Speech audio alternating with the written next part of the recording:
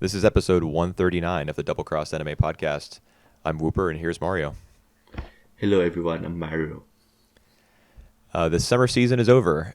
The first few episodes of the fall have been released, and I'd say that this podcast fell on a pretty good date so that we can Yep, wrap up our thoughts on the season. We've got 5 shows that we want to talk about, and those are Sonny Boy, Dragon Maid, Heion Sedai no Idaten-tachi, Fena Pirate Princess, and Kageki Shoujo.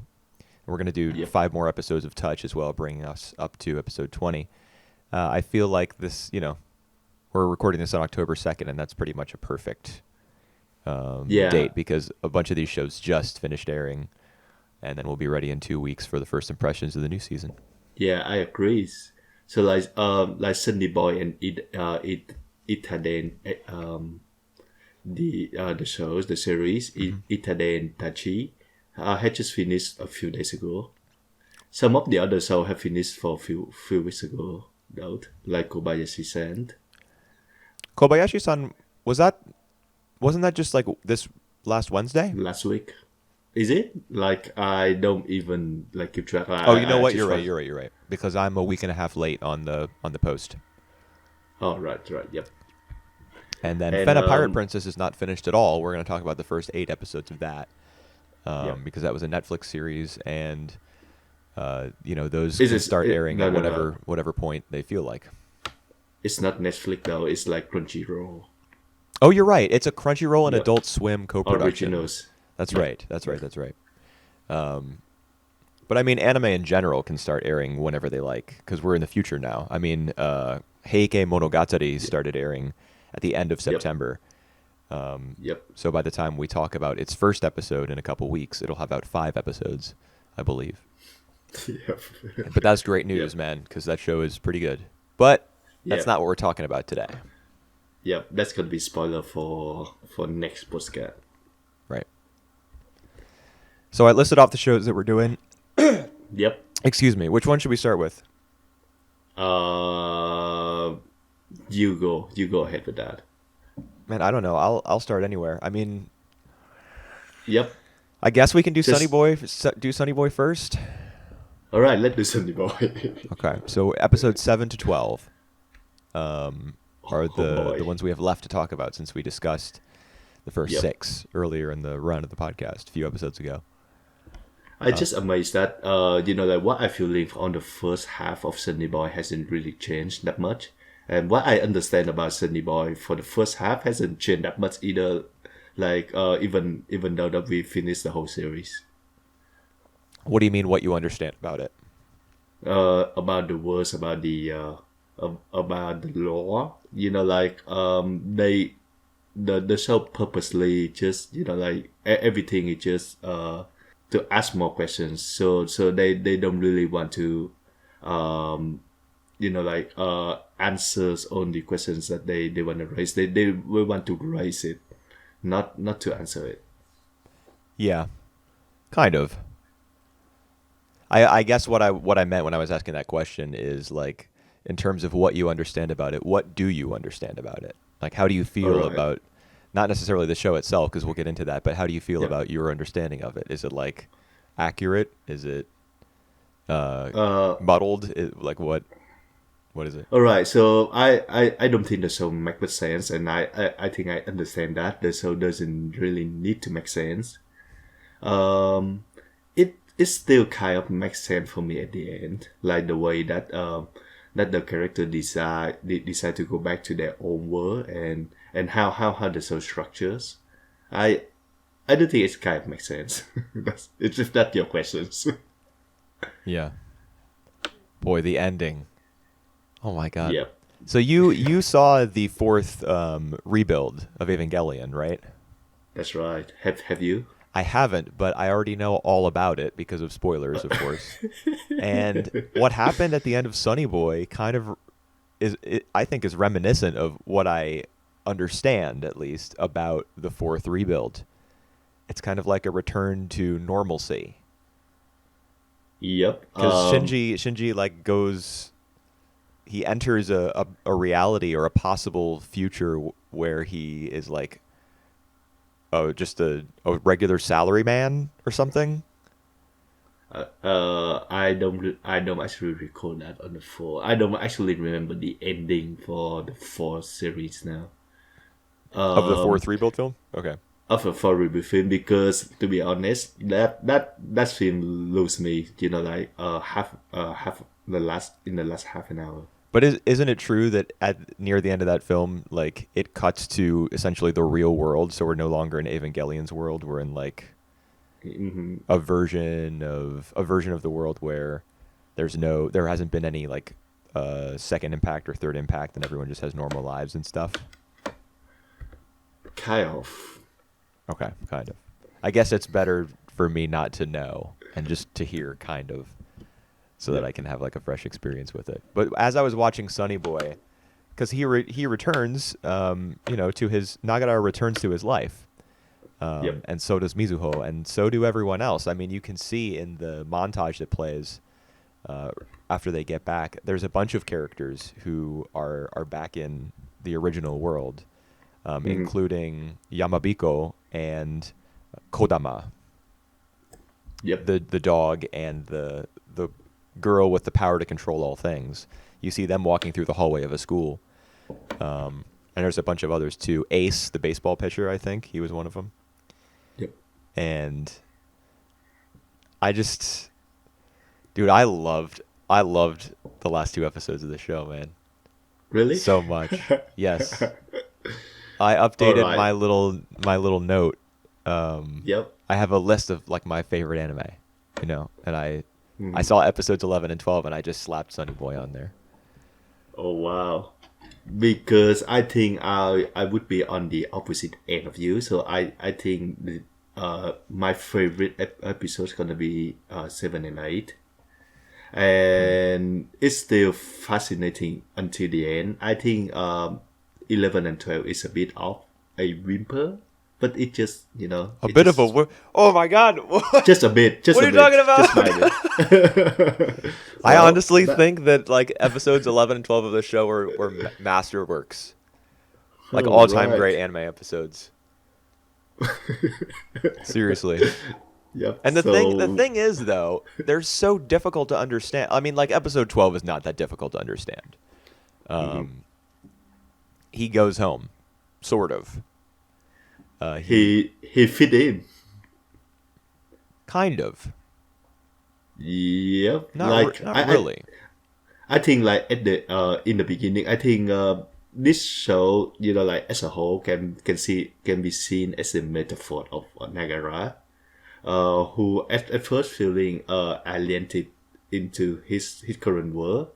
So that's why they all transported into like another world, and at the end of it, he tried to fit into the current world, kind of as well, because he doesn't really feel that he fitting in, but he tried his best to do that. Well, I mean, his job sucks. He Yep. graduates. He graduates from high school. He's still. We don't get any shots of him like hanging out with friends and palling around with people. I actually think that he still make an effort to like to improve life more than he used to do. Like remember like what he when they first get transported into the new world, all he does is just lying down, Yeah, and now he actually like doing something, participating in some things. yeah. He's making an effort because he finds employment after high school. Hmm. At least I think that's the timeline. I think he we see him at first in high school, and then he graduates, Yep. and then we see him taking the train home asleep after work a bunch of times, Hmm. because his job is really grueling. His boss like is abusive towards him and yells at him, Yep. and he doesn't really he hasn't found like a perfect life, not even close. Not even close. He's trying, but Nagara is like he's a damaged person. His relationship with his mother, not fixed in this Yep. this new or old reality.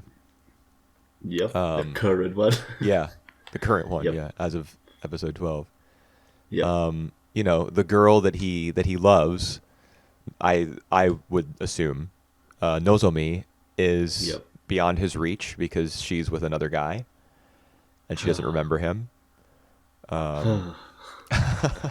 I just hate how she be together with that guy, that dude.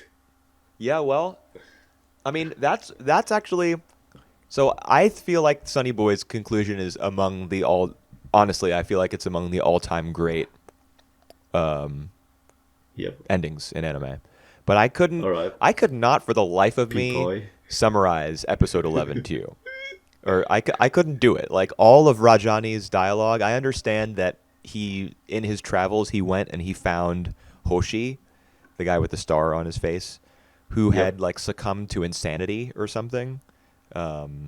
In his quest to like lead all the people who departed in that black cube that was first introduced in episode 6, like the Ark, essentially. Yep. He was trying to be a leader, but he wasn't built for it. So without God's influence, because he heard God's voice before they started drifting, without God's influence, he couldn't do it. He crumbled under the pressure, and he like became death, or something along those lines. The long and short of it Yeah. is, long and short of it is that he went insane. I think. And I know that Yeah. Rajani tells a story about that, and I know he tells a whole bunch of other stories. They're all metaphorical in nature, and he speaks a lot to the philosophy of like nihilism, and finding purpose, even within that worldview, like the worldview that everything is kind of chaotic and random. Nothing truly matters because there's no higher plane of existence. There's a lot of dialogue like that. So a lot of that is beyond me. But what I love so much about episode 11 and episode 12 is that there's no cop out. Nagara doesn't get the Yep. happy ending. Yep. He doesn't get the girl.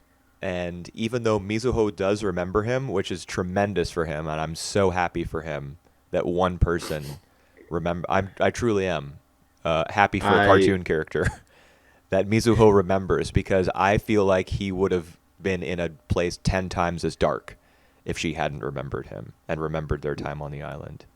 That would have crushed I him. I do think it makes sense that Mizuho remembers the whole things because the two of them go back together. Yeah. I for the life of me, I don't know why she pretend that she doesn't know him at first. I It doesn't make I sense to me. wonder about that. I think I agree with you that she was pretending the first time, but I would Yep. like to go back and watch the episode again, because she visits the school or something, and there's that glass on the table. She picks it up and drops it, and it breaks. Right. Right. And then Yep. after that, when she sees him for the second time, she greets him. So I wonder if her memory was triggered by a visit to the school. Uh, I, I do think that she just tried to test it because in the other words, everything just go back to normal. You know, everything just automatically healing.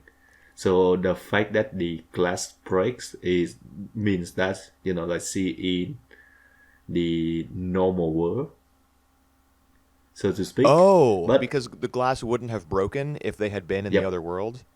yep. That's No, right. I don't think that's true. I think it would have broken, and that after a And period of then they time, it would have reset. That's right. That's right. So I would think that she's waiting for that. She's waiting if the class will reset or not. Yeah. Could be. Or it could be that seeing the glass break Yep. triggered her memory, Yep.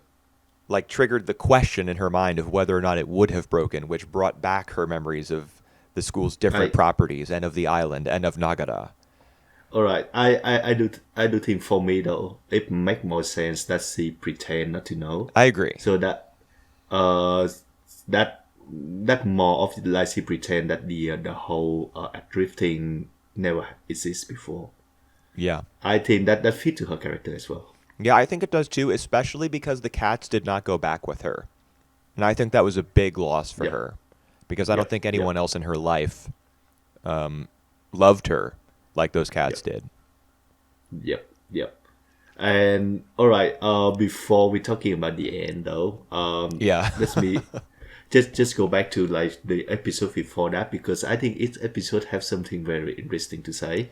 I don't So agree. all right, because for episode 7 and 9 for me in particular, so episode 7 is uh about the upside down cathedral or something. So Babel. they yeah, right, Yeah, right. based on the biblical story, the Tower of Babel. Yep.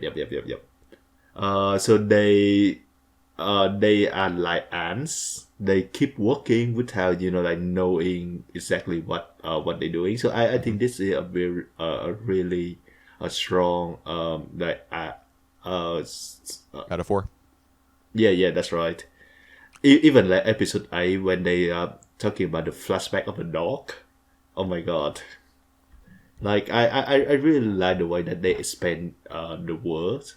There is no easy answer for any of them. So Yamabiko learned that it's his world, and like it just he failed to save the girl he liked, even Yeah. though that like he have all the power to do that.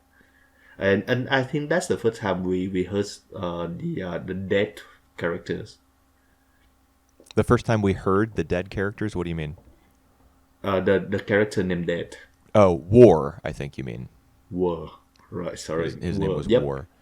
And I was very intrigued by War. His design, like the hat that he wore, kind of like, he was like a Grim Reaper type figure. His hair was like an untamed mane that kind of blended into his hat. There's that one really striking image from episode 8 of him in profile, and he's like silhouetted, and only his eye creates like a space of white in the middle of that blackness.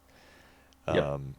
That was a really, really cool image, and I think that episode might be the best Your favorite? looking Yep. episode of Sonny Boy. I agree. It was. I sent you that Cinegrid Yep. with all those screen caps. It just looks marvelous. Yep. And it's a great story too. And I knew you would love episode 8 because it kind of plays with the boundaries between reality and dreams. All right. There's you got me. there's a question about whether what Yamabiko experiences in that world is real or not. Because there's that shot of the tree that what's her name? Kodama. She heals that tree near the very start. Yep. And then there's a shot later as Yamabiko is reflecting on the fact that he is immune to these red crystal tumors because he is like mentally closed off from this world. Yep. And then you see a shot of the tree that Kodama has healed, and then the camera pans down and you see the same tree but with the blue fire from episode 2 underneath the earth. Indicating that perhaps they are the same world, or they could be parallel worlds, or one could be a dream originating from the other. But in any of those cases, the world where episode 8 takes place is the island where the characters land. Yep. And it's really, really interesting to think about.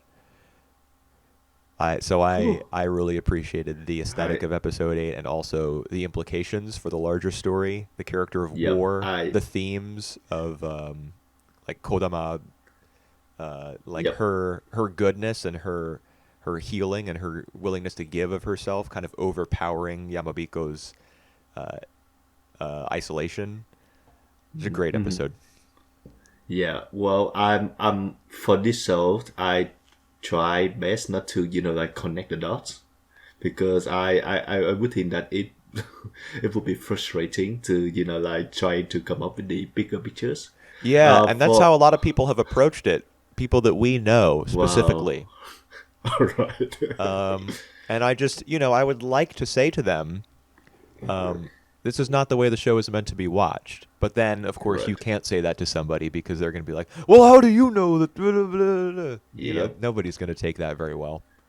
Yep. For this particular episode, my favorite moment is the So the question back is Mizuho trying to ask Yamabiko why he become a dog. So he tell that story, Hmm. and throughout the story, he literally became the dog, and there is no explanation. There is no like no dramatic moment. He just at that point of time he just become a dog, and no one question about it. I love that moment. Well, I think there is an explanation. I mean, I wouldn't say that there's a It, scientific it explanation or anything, but the scene where he and Kodama are in the church or whatever yep, that building was, yep, and she has like one of her little crystal lesions starts to bleed, yep. and he like reaches out. I can't remember if he licks her face directly. I think he reaches out his hand, takes a pool of the blood, and starts to lick it. And then when the camera cuts away for a moment, and then when it cuts back to the shot of the two of them in Oh, the same frame, he's a dog. oh, So I think what we're meant to understand is, I mean, first of all, these are a bunch of weird dimensions with weird rules, so the show can basically do whatever it wants. yep. But he is a dog because he's loyal. That's like the main trait Hmm. that dogs are thought of having, especially like symbolically in fiction. Dogs are loyal, Yep, and he had yep. become completely loyal to Kodama after she kind of broke down his defenses and brought him into the fold and made him you know Yep. one of her A, people essentially. a citizen, yeah. Yeah. Yep. Yeah, gave him a place to belong because he didn't have that before. All the That's shots of right. him walking on the bones of perhaps his classmates, and thousands of years of other attendees at this school. Because I think what we learn in the second half of Sunny Boy is that when people graduate from this middle school, they drift. Yep. That's what causes the drifting, Hmm. is graduation. Hmm.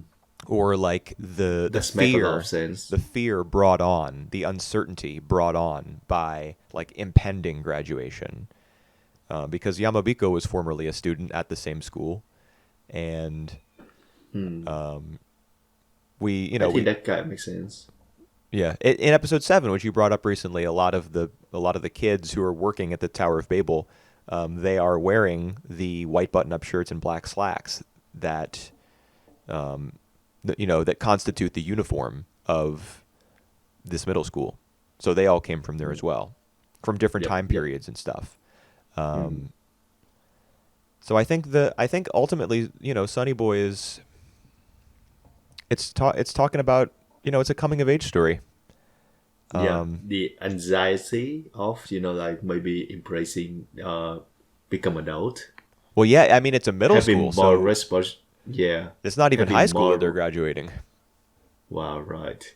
Having more responsibility. So I think that the anxiety of fitting in as well in case of Nagara. Yeah, yeah. Um. Other characters too. Mizuho for sure Yeah. had anxiety Yep. about that very same thing. Notably, Nozomi did not.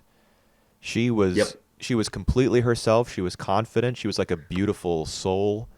Yep. Her thoughts were never in contradiction with her speech or her actions, as we learn in Yep. episode 10, because of Tsubasa, I think was the girl's name, who could read people's minds. Yep.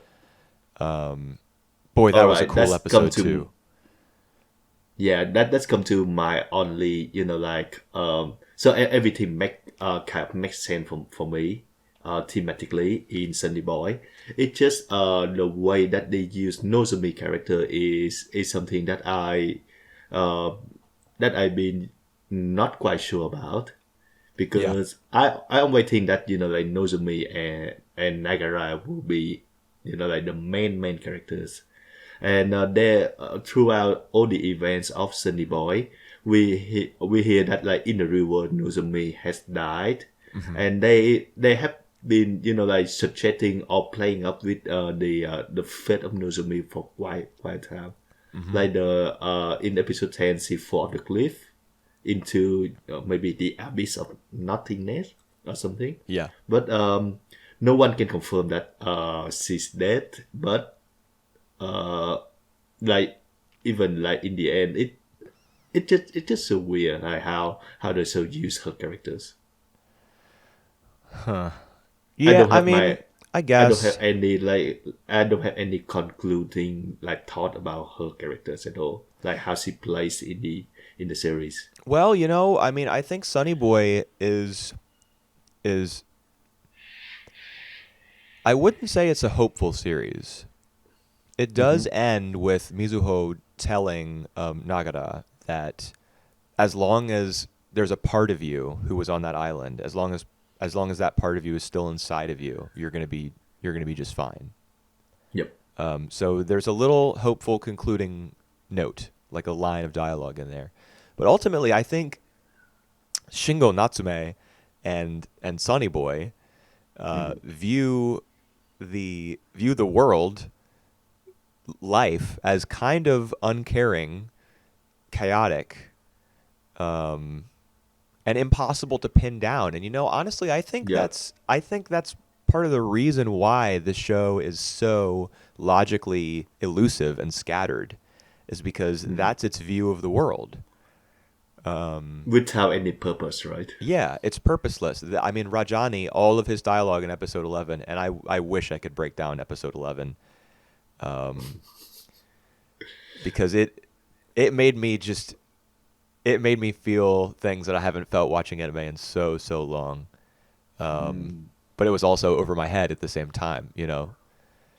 Anyway, the reason I detoured onto Mizuho telling that to Nagata for a moment was because I think that's Sunny Boy's philosophy. Like the world is kind of uncaring and chaotic, and I think it makes sense for Nozomi's character to have died because she was. I'll just use the cliche anime, trope. The She light of was too the light good. of She hope. was too pure for this world. Yep. Like Yep. she Yep. couldn't. God Yep. killed her, essentially. And that scene at the end of episode 10 is a little bit hard to read.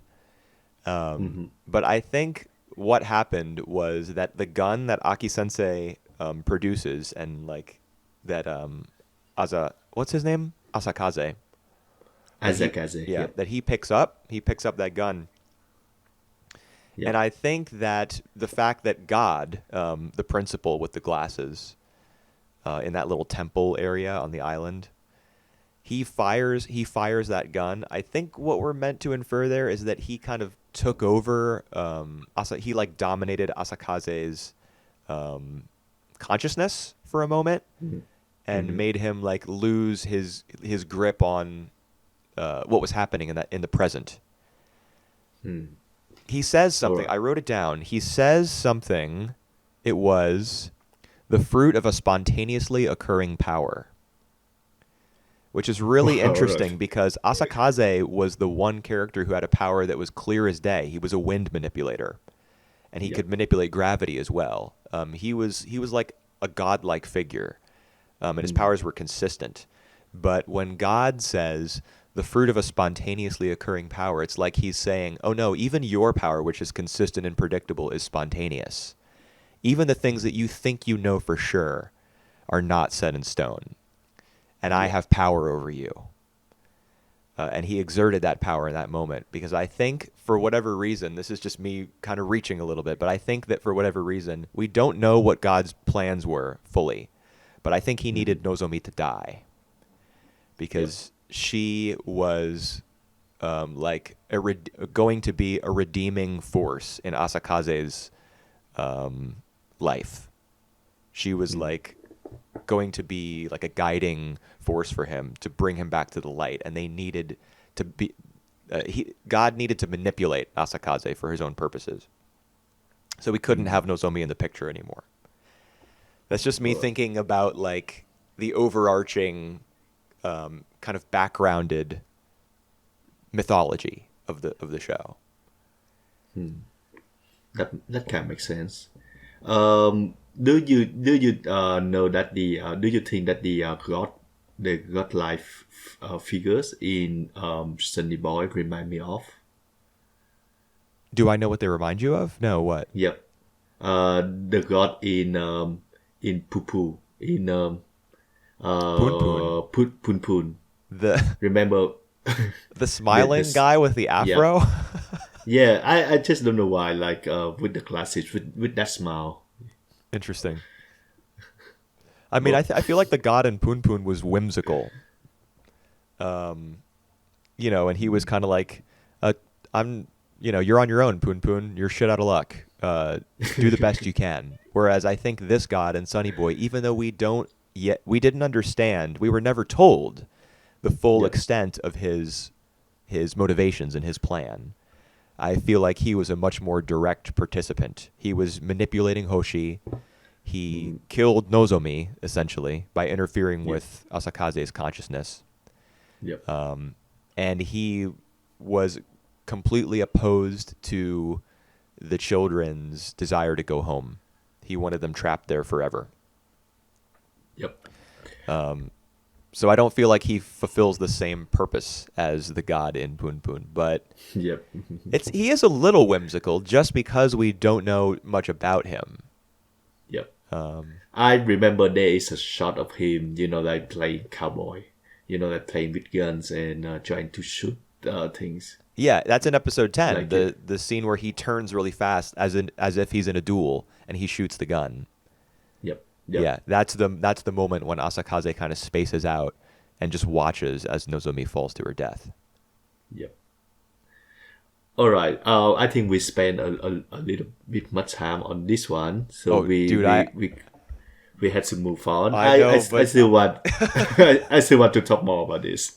we didn't talk at Uh, all about episode 9. I'll say really quickly, yep. and I'm fine with that because I thought that was the worst episode of the show. I actually want to ask you about that episode as well. I think that episode is still very fascinating about the cats. Oh yes, I love the talking cats. Love that. And it Yep. gave us a lot of insight into Mizuho's character. But the whole story about So and Seiji, like the guy and Yep. his Yep. Yep. twin I or agree. clone or whatever it was, Yep. made very little sense to me. It And it kind it kind of makes sense in the way that they try to create a clone, so like another identity, and it come to the point that that that clone become another person. So it kind of a question about the existence crisis as well, like who they really are, the identity crisis as well. yeah, So and that's I that think kind of kind of makes thing you sense. would expect in a show like this. But I just don't feel as though they pulled it off. Yep, I just feel that these characters are actually yeah, I don't relate to them at all. Uh, you know, yeah, What? I feel Nagara and Mizuho so Uh-huh. much. And Nozomi's death, like, oh my god, dude, the start of episode 11 Yep. where Nagara and Mizuho are preparing for Nozomi's funeral service, I just lost it. I was crying the Yep. whole time. Wow. I With the music. yes, with the music especially. I just thought it was absolutely beautiful. I will rewatch that scene dozens and dozens of times, I'm sure, to pick up every last detail. Yep. Because you know And the details were in there. You know it. Like I know it because I felt it, even though I didn't yep. take a bunch of screenshots and pour over them and figure out, oh, this was from this episode and this is a recurring trinket of hers from episode 4 or whatever. I didn't do that, and maybe someday I will, but I don't feel the need to because I know all those things were in there Yep. because my subconscious mind remembered them and it translated to emotion as I was watching it. And it's just fascinating to think that like no one actually came except for Radhani, I know, dude. and he had experienced like 2,000 years. I know. See, that's why I love his role in that episode so much. I feel like Yep. he might secretly be the show's best character. I agree with you on that. He's like Rajani has become a god essentially by Yep. he turns into a forest. I don't know if you caught that line of dialogue in I think episode I don't know if it was 11 or 12. It must have been 12. Asakaze when he confronts Nagara and Mizuho Oh, in the 11. portal to a bunch of other dimensions with all the worlds swirling around them. He says Rajani turned into a forest. Yep. Yep. I love that. Me too. Me too. Honestly, I can't think of a more appropriate fate. Like he transcended. as a Yep. result of his, I mean, he was already so smart to begin with, but as a result of his 2,000 years of journeying and experiencing the introduction of death into a a pure universe, and nearly sitting in that chair himself. Do you remember the image of that chair where Hoshi created, where he sat Yep. Yep. when Yep. he's on that Yep. stage? And he like Wow. so Nagata came close to like the very or I'm sorry, Rajani came close to the very source of death, and he walked away from it. Like that Yep. in itself has got to be grounds for turning into a forest one day. Yep. Yep. Um, just I just think that like out of all the characters, he's the most impressed. The like the newest. Like he eager into finding out like all these rules and stuff. He actually embracing it yeah, and it's in a interesting. I just thought of this now. positive way. Yep. Yes, exactly. Because Hoshi is Rajani's foil. Yep. Hoshi embraced the Yep. new world, but only because he wanted power over people and he wanted to lead them. He didn't want to go back to the other world, their original world. He wanted to be a god, and lead others and have them, listen to him, worship him, and do his bidding. Rajani also loved the new world and did not want to leave, but he did it out of a pure love for knowledge. Yep. So it's fitting that he would have, he bore witness to Hoshi's spiral. He he saw what happened to the man who was kind of like his counterpart, the other side of his coin, and he walked away from it. Yep.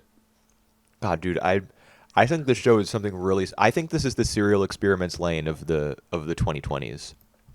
Yep. All right. I agree with you on that. Like I really think that this show is something really special. Like even if we watch the whole 12 episodes, we don't really, can figure that out. I at no point in the show I can tell you that what the event coming next, and it's just something it's something that we have watched a lot of anime. We know like the trajectory of like every single stories told in anime. Not this one.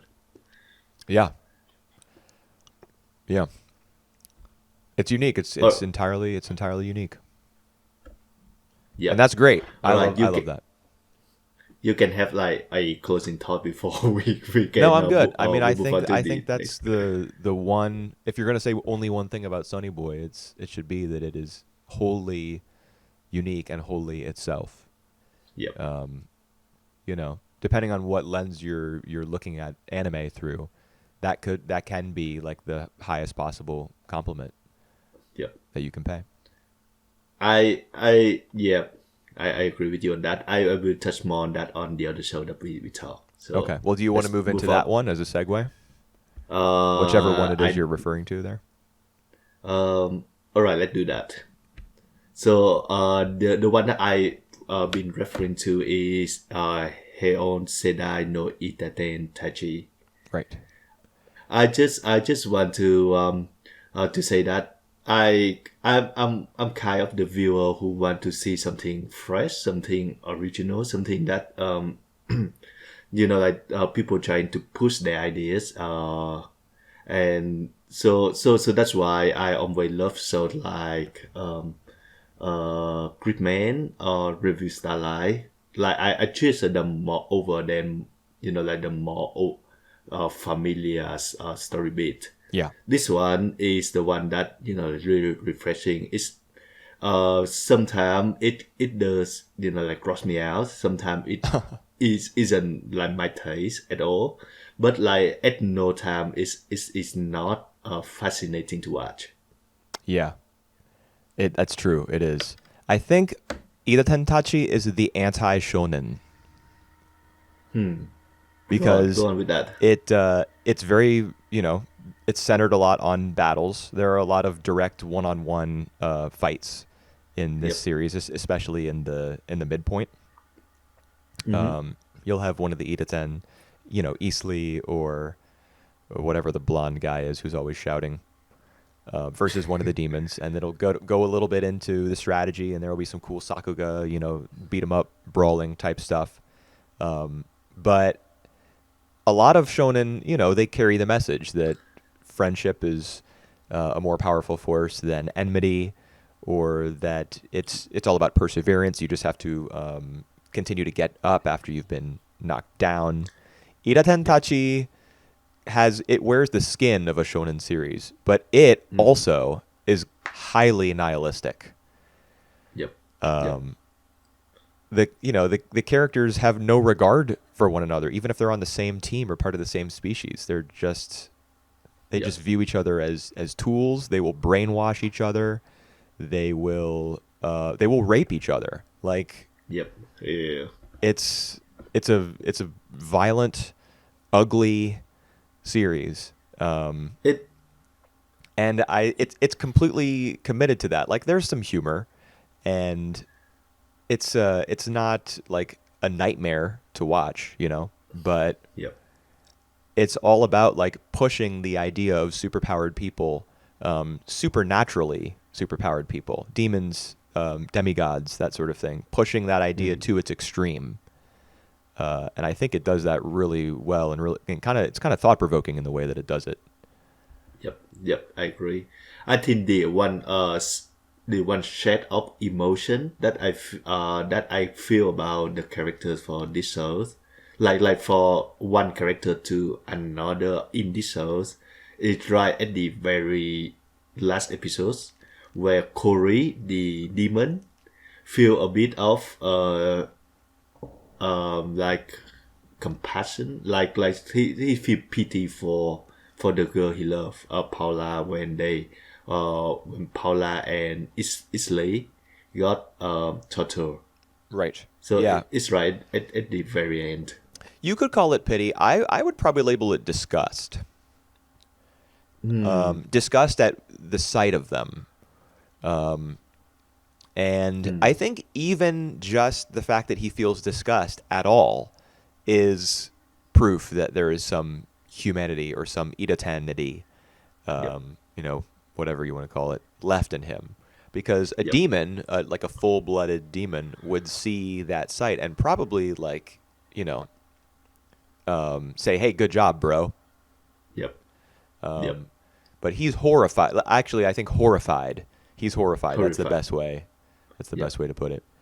Yep. Um, yeah, and that's proof that his brief experience as a good guy, whatever it was that he was biologically, left an impact on him.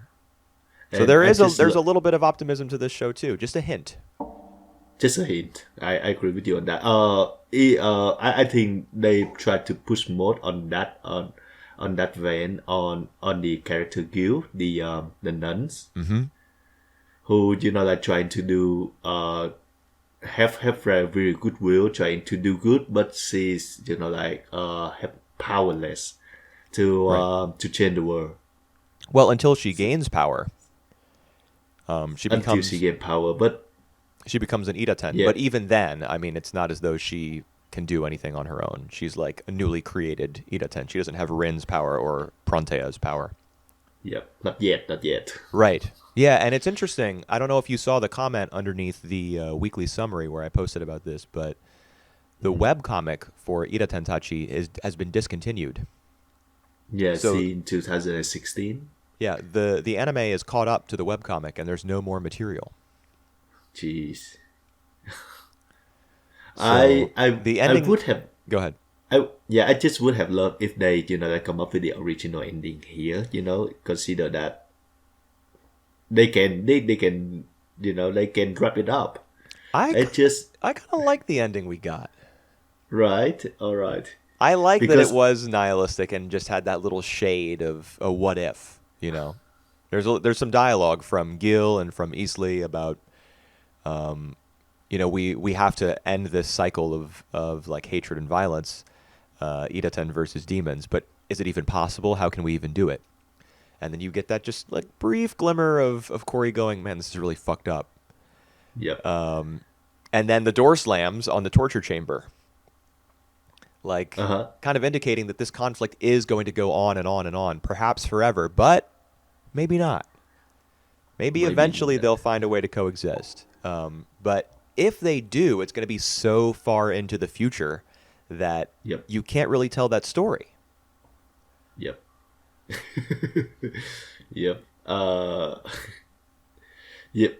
I think like up to episode 10, I still pretty much in for it. The only thing that I hate in episode 11 is that it's left the way it is, because it's not even an ending. I feel like the end of episode 10 or the end of episode 9 work more as an ending to what we have in episode 11. Is It episode just 9 the one where the Idaten's plans to like take over the capital and drive out the demons is a success? Yep. Yeah. I thought a lot of that happened way too quickly. Like episodes 8 and 9 Oh, was kind of where the show I lost me for a little bit. right. I actually think that work for the show benefits, because I do think that like Sonny Boy, episodes of this show is like kind of an epic story by itself. It like a really completed condensed story, and I like the pacing quite a lot. I would agree with you for the most part. It was just the specific operation, the mission to infiltrate the capital that I thought was like my head was spinning. I could hardly keep up with what was going on.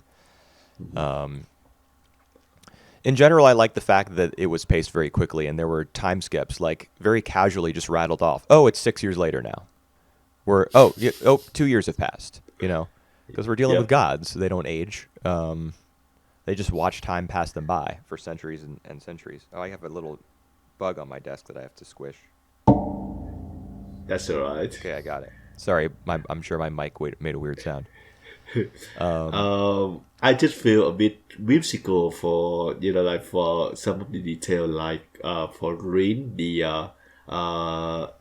old grandma The oldest remaining she's Idaten. spy. Yeah. Yep, she spy out for 7 years before Right. she get Exactly. She get That's back exactly to what I'm talking her about. But it's appropriate, because they are gods and they live forever and ever.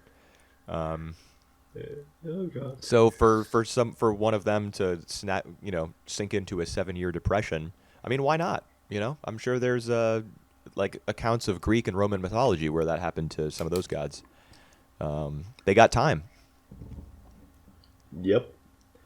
I think that the two words that you say earlier about the shows, that for me say best about my thinking of the show.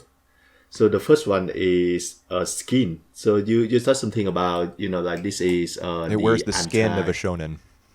Yeah, that's right. And I think it actually really appropriate regarding like the OP, where we have like only character like literally like peeling the skins to see the inside. Oh yeah, huh? That's interesting. Yep. And I think the second word that you use is the humanity, because this show is, I think, purposely inhumane Oh yeah. in a way that this is a fight between like the demigods and the devil, so they are not human, and they push us into some of the values that like we as a human fight this taste, but for them they have no sweat about that Yeah. because they are not human. So I think that served the purpose. Yeah, I 100% agree. I feel like a lot of the people who were turned off by the rape scene at the end of episode 1, first of all, the first thing I'll say is they have every right to feel that way. And true. the second thing I'll say is that it's appropriate for the show. Like the show's philosophy, the show's characters, and its world. And I mean, for the bulk of human existence, however many tens of thousands of years humans have existed, like in their current form, evolutionarily speaking, we have been raping each other. But terribly. It just like human nature, Yeah, to That's reproduce. what Yeah. I come to conclude. Yeah.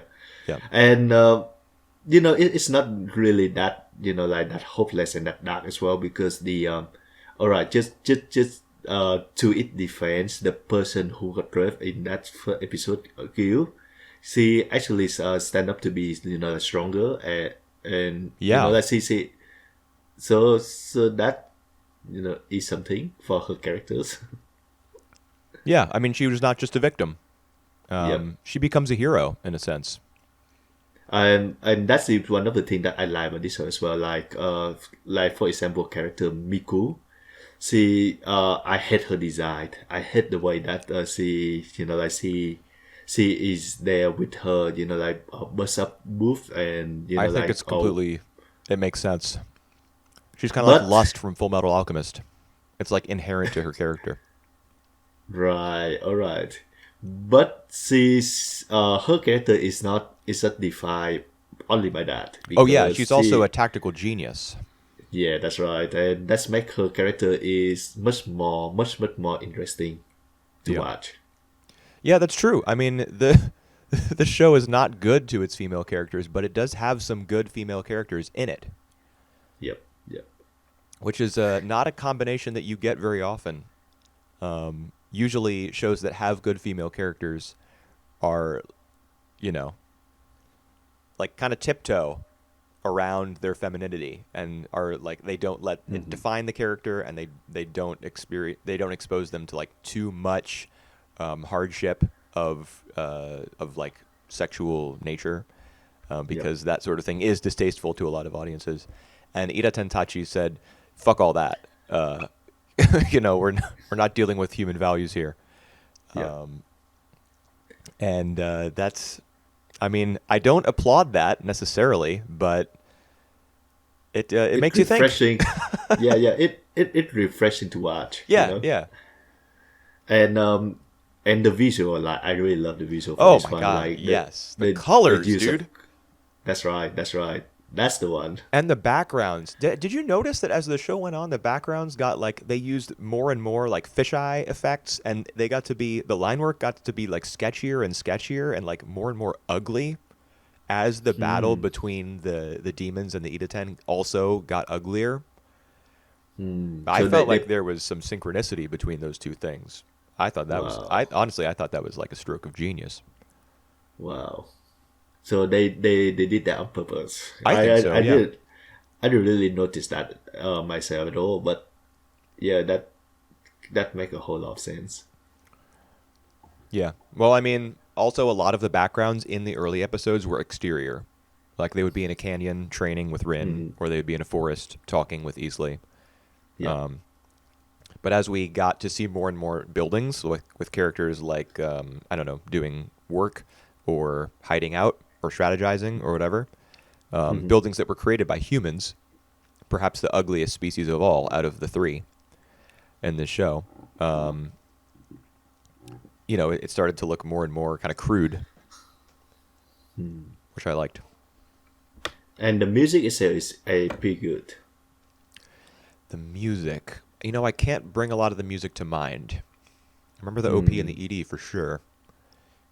Yeah, I do think that the music is pretty good. Okay. Well, when it's eventually time to vote on Anime of the Year, I Take my will. word for that. Yeah, I'll have to. I'm gonna review. I mean, I know Sonny Boy's coming in first for the soundtrack, Yep. but I'll review a bunch of others as well. I really liked Wonder Egg Priority's soundtrack. Megalobox, great Latin influence in the music there. Yuru Camp always has really like Celtic inspired music, for when they're hiking through the Yeah. mountains and stuff. It's been a good year for anime music. Yeah, I agree with you on that. As for this show, I think I'm glad that like I did, because I didn't give this show any chance at all. Like seeing the preview, or even like in the first impression period, because I haven't watched it. Well, we But didn't then first impress it because it aired super, super late in that's June. right. Yep. But when I watched the first episode, I just know that it's something different, Yeah. something fresh. So, um, this season have been, like have had like two shows that, like real that can be replicate. Yeah. So original that, can be replicated. So I'm glad. Yeah. Same. All right, so now we will talk to more of on the original side now. Okay. Kaizoku Let's go Ojo with then? no Kageki Shoujo. Kageki Shoujo. Okay. I mean, that's based on a Yeah, manga, I think. So. right. Oh, I see. You meant on the less original side? Yep, Okay. yep, that's right. Yeah. Uh, this show, I will say, I watched 3 episodes of it yesterday and 3 today to prepare for the podcast. And Right. I got through all the episodes, pretty okay. Like, I wasn't like wanting to rip my hair out or anything. Hmm. I could follow it along. I wasn't terribly distracted. Um, but I mean, I don't think the show is great. Cool. I do think that's it's one thing that I want to take note on this show is that like even like until the end, they still very character focused. They focus on one of each character from the cast, and Yep. like keep building up. So I think I kind of glad that they did that, because some of the characters are for me I enjoy to watch more than the others. Hmm. I think they integrated quite okay with like the overall story beat of the whole things. So yeah, kind of. At the end though, I don't think it's left me much of an impact, because No. I think I finished the whole show last week. I don't really remember much of it now. Well, you remember, I'm sure, that it culminates with the audition for the Romeo and Juliet scene in the Culture Hmm. Festival. The Yep. bulk of these Yep. episodes, we're talking about 8 to 13 because we already discussed the first half of the show previously. The bulk Yep. of these episodes, 8 to 13, have to do with either the sports festival or the culture festival. So, despite the fact that this is like a performing arts school, it's just a high school anime. Yeah, true.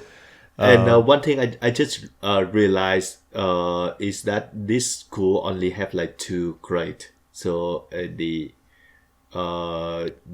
second grade and the first year, right. the second year and the I first year. wasn't completely clear on that. I think you're right, but I wonder if like the quote unquote third year is essentially just performance, where people who are at the school Huh. for their third year are just part of the Koga, or what's the name of the school? Koka? Yep. Yep. Kuka. Yeah, they're just part of the Troop. Koka troupe, and Hmm. that's their third year. That makes sense as well. But I think like the Coca Troop is more of like professional. So like after they graduate, they will, be assigned to like one of the four seasonal groups, Right, and right. they will be professional. I think that's the way that they do. They Yeah. never tell that much. I mean, certainly, we only see first years and second years.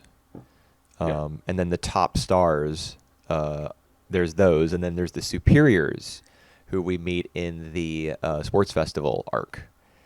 Mhm. And I got to tell you, man, anytime the show tries to do anything with a character who isn't one of the first year girls, I'm just like, I do not care. The only exception is the vocal teacher, who is most probably gay, and whose attitude I just love. I mean, he's the best. he he touched on a lot of things that like a teacher shouldn't have. Right. Yeah. You know, Bias towards a student. Yeah. yeah, you know that teacher not supposed to have a favorite, but But I don't care because I discovered her. Yeah. yeah, that's right. Try your best. Use your weapon. Yeah. He's a good guy. But everyone else, like all the other teachers, I am just not. I'm what? And all the superiors, the heads of the 4 different troops, and the top stars and stuff. There's just not time. I mean, the show is it just like drills down to the bottom of each of these characters in each of their respective spotlight episodes, as you were talking about. You know, it's kind of segmented that way. Yep. We don't have time for like the culture of the school as a whole to be um, laid down. I mean, you get a Yep. sense of the fact that it's kind of like very intense, it's cutthroat, it's difficult to get into, but you know, that's a lot of you get a lot of people saying that Yep. over and over. There's the story is not built in such a way, and the characters do not act in such a way that you really get to feel or experience that, which I think might be the show's biggest weakness. It doesn't, Mm. even though it's set at this amazing, prestigious school, it doesn't have a true sense of place for you to sink into as a viewer. Yep. I agree with you with that. And the music sucks. Yep. The I, scene, I, I, I yeah. I actually was about to tell you, that before you mentioned that up, before our podcast, that the music was less distracting than I remember on the first half, but then you showed me that I was wrong. I was overlooked. Yeah, I played a short clip from episode 10 where Sarasa falls. She collides with one of the superior alumni from the school, and In she's the like relay. thinking about how she's supposed to recover from this because there's a huge crowd watching. And Yep. the music that plays as she's like contemplating what she should do is just bizarre. It doesn't fit the scene at all. There are a couple of other moments like that in this batch of 6 episodes, as there were in the first 7. And it's just I don't know. I don't get it. I, If I were more in I tune with the culture of Takarazuka or whatever this is, mhm. maybe I would be like, oh yeah, that actually reminds me of a particular song from such and such a stage play, and it could be that I'm overlooking like critical information here, but to my ear, it just sounds ridiculous. I just think that they wanted to use the more traditional sound. Yeah, Especially this is like a Kageki Shoujo, so it's more of like the stage and like the traditional Japan. So they opt to use that sound, but yeah, the way they put that into like the context of the story is it's just wrong. It's not appropriate at all. yeah. I mean, I would certainly say so. There was a lot of inappropriate stuff in these episodes, and I'm not talking Idaten-tachi inappropriate. I'm talking what the hell is this shit kind of inappropriate. Like the scene in episode 11 where the blue-haired girl, is Yep. auditioning for Juliet, and it's almost her turn to say her lines, and so Yep. she's thinking in her head, why she didn't think about this before the performance, I don't know. But she's thinking in her head about Juliet's motivation and whether she was truly in love with Romeo and whether that's even possible. Hmm. And then she starts to think about. I took some screenshots here. Let me get them up. Is this it? She Nope. she start thinking about some of her real life thing, I think. Well, she says, I found it here. Were Romeo and Juliet on the same wavelength? Was it Romeo's aura or something? If you love someone, can you see their aura? Did Juliet have ESP? Is Wow. love something out of science fiction? And shortly after she thinks these thoughts, we get a scene of her on a desert planet. You know, like she's so deep in thought that she's here on this desert planet, and then there's like the cosmos above her head in space, and it was completely ridiculous. It was very amateurish, a very amateurish way of indicating visually that someone is deep in thought. It reminded me, honestly, of Babylon. You remember the scene where all the world leaders in Babylon are like Yep. floating around in space because their conversation is so deep and nuanced? That's what that episode of Kageki Shoujo was like. It was bad. Oh my god, baby Lord. That's so. But All then right. her actual performance, her reading as Juliet was pretty good. Yeah. And so was Yamada's, the black-haired girl who had the you know. The singing, the favorism teacher. Yes, and the disorder, the eating disorder. Yep. Her performance was pretty good too because her voice actress can sing. Some of the performances were bad. Okay, so at the start of episode 13, like the cliffhanger at the end of episode 12 is that Ando Sensei, the black-haired homeroom teacher with the little patchy stubble on his chin, he's gonna read as Romeo in this next group of auditioners. Yep. And so then we get to the start of episode 13. He gives his reading for Romeo, and I thought it was terrible. It was flat. It was it was god awful. And of course, like there's a starry sky behind him as his character model like rotates around and like extends his arm as he's reading the Shakespearean dialogue. And every other character just keep praising his voice. Yes.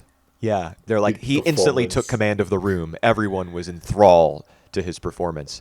Yeah. But he sounded like shit. It was bad. All right. I blame Earth for don't have an ear for Japanese Shakespearean's Maybe. performance, voice Maybe. performance. Yeah. I mean, I'm not into Shakespeare. I'm not into Shakespeare. I actually took a college course on Shakespeare as part of my undergrad back when I was still going to be an English major before I switched to yep. education. I took a class that was just about Shakespeare. So I know more about Shakespeare than the average person. But yeah, I mean, there's a language barrier here and Yeah, I just think that like from my perspective, Shakespeare is best to listen to and to read in English context because like Shakespeare wrote this in English, the old English. yeah. And if you listen to the dialogue in Japanese, you see the subs on, the English subs on the screen are directly from Shakespeare. They use Old English. But if you listen to what they're saying in Japanese, it's very simple Japanese. It's not the sort of Japanese that you would hear in, for example, Hyogemono, which is a historical series. The Japanese the words they're using are like really simple. Like at one point they said baka, like idiot. Really, they say that? Yes, Right. in one of the line readings. Yep. So it's a modernized Japanese translation that they were using for these performance scenes, these audition scenes, and that was very distracting to me as well. Yep. All right, so I think we get that this one out of the way. It just unmemorable for me. It does its job. Like I doesn't get bored when I watching them. Yeah, it wasn't boring. Part of it was like I was entertained by how incompetent it was in some places, but All right. I also, there's some interesting characters, like the episode 8 where the girl, what's her face? I can't remember. She's one of the girls who Which wants one? boys' roles, I think, and she strikes up a little romance with that baseball player. Oh, right. I don't think that was Sugimoto. Okay. I don't think that was a great episode by any stretch, but it wasn't bad, And I mean, the fact that the romance doesn't exactly take off, but then he leaves that little note, the romantic note. It's kind of a cool ending to that story. So Kageki Shoujo does some things right, I think. I, for the life of me, don't really get why that girl did the way she did. Why she had to delete his contact? Why she had to block him? Because their conversation on the bench at the summer festival, he kind Not of sure. what? Gone sure. I just feel like it's just one conversation, man. It's just not something that you're gonna block the person. You don't want to associate with that person anymore. I gotta defend her. For a second because based on that conversation that they had, obviously they'd been talking a lot because they see each other at the bus stop, et cetera, et cetera. Yep. But based on that conversation where he kind of projected onto her his like his insecurity about whether baseball was what he really wanted to do. They were both in Yep. similar situations because he had a famous brother, she had a famous family. Yep. And he says to her like, "Oh, you know, I don't know if baseball is what I really want to do. I just feel pressure all the time. You understand what I'm saying, right? Because you and I are the same." Yep. And she's Yep. like, Yep. no, this is what I want to do. I know I want to do this. And she's pissed at him for kind of assuming and pushing onto her his own feelings. I can completely understand why she would make that decision. I completely understand until the point she left. I don't understand why that is something that she would say like, yeah, this is not the person I want to talk to anymore, so I have to block him. Yeah. Oh, I get it. I get it, I man. don't get it. All right. All right, so you understand girls more than me. I don't get it. Dude, I don't understand women at all. I haven't been in a relationship in like 8 years. Oh god. All right. Let's just move on to another one, shall we? All right. We have Let's go to Fena, Pirate Princess, and Dragon Maid. yep. Let's go to Fena. Okay. Fena, Pirate Princess. So this is from the guy who directed Be the Beginning, which was an unbelievable train wreck. And this show is significantly better. All right. I wanted to check out Be the Beginning sometimes, but I think let's go for like 2 seasons, and I still still haven't have a chance to catch up on that. I think don't know it if I had want a to watch it. full length first season and then like a half length second season, something like that. Right. It's on Netflix, Weird. and it looks great. The same way that this show looks great. Be the Beginning looks great. Yep. There's a lot of European inspiration in the architecture in both series, actually. Yep.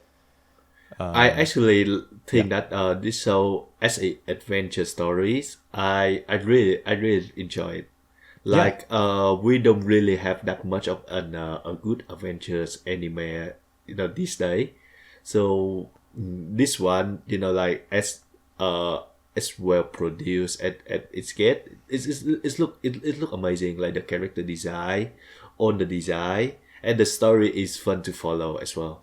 Yeah, we don't have like Future Boy Conan's or Nadia Secret of Blue Waters anymore. Because anime takes place in school buildings now. Sonny Boy. School building. Literally transports with them to another world. The school is still there. It's true. But yeah, I mean, this show takes place on a ship and in various,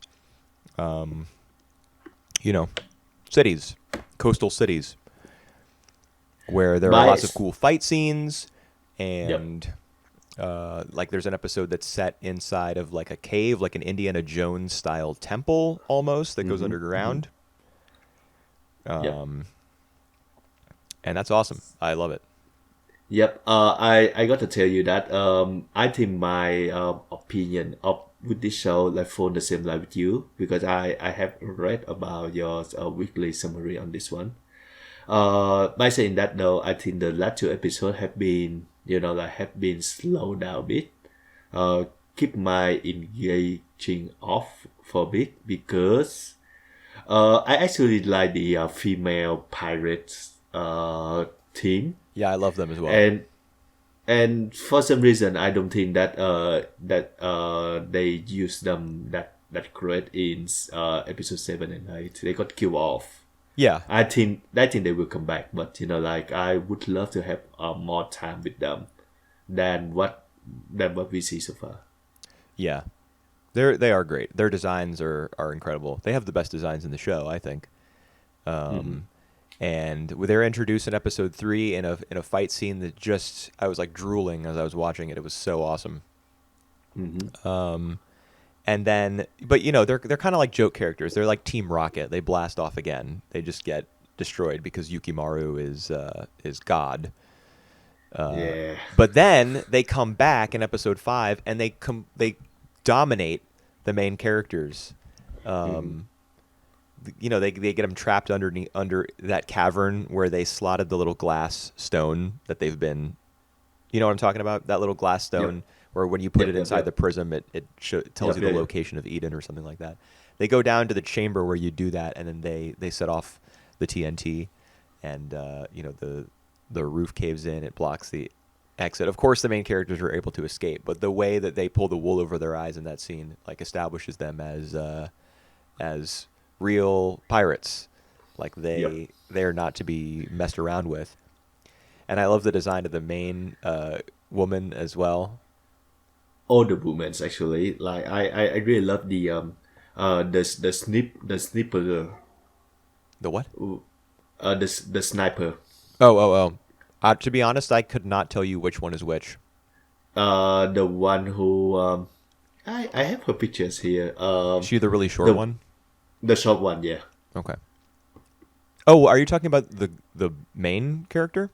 No. I talking about the pirates Okay. the female pirate with Yeah. the short Right. short girls. Yeah. I even think that the love triangle between what's his name, Abel, All right. Yep. the pirate, the really good-looking blonde Oh, right, pirate guy Yep. who was in love with Fena's mother, and Helena, I think was her name, the mother. Yep. And he was in love with her, but then the redheaded captain of the female pirate crew is also in love with him. Yep. Or at the very least is like possessive of him, because I don't know, maybe he's great in bed or something.